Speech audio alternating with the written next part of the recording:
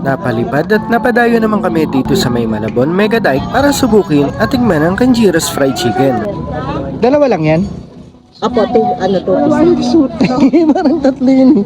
Nang una nga ay napabilib ka agad ako. May unli java rice ka na at ang laki pa ng serving ng chicken mo. Agad na nga kaming napakain at napa-order dahil sa itsura pala ng kalangitan ay may nagbabadyang malakas na ulan.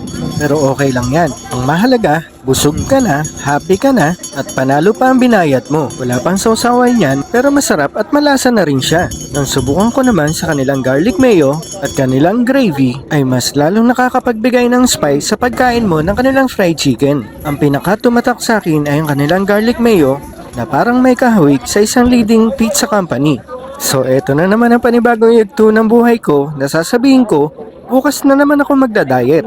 Gaya ng nakaraang punta ko rito, uulit-ulitin ko po sa inyo na huwag po tayo magtatapon ng kalat natin sa kalsada, sa palaisdaan, o Mega Dike. Ang Kanjiro's Fried Chicken ay bukas araw-araw from 4 p.m. to 7 p.m. Shoutout din po pala kila ate at sa mga staff ng Kanjiro na laging nakangiti sa amin at always good service sa kanilang mga customers. At sino naman ang hindi magugutom sa gitna ng palaisdaan ay naaamoy mo ang luto ng fried chicken. Lipad na at dapo na rin dito sa Mega Dike Malabon.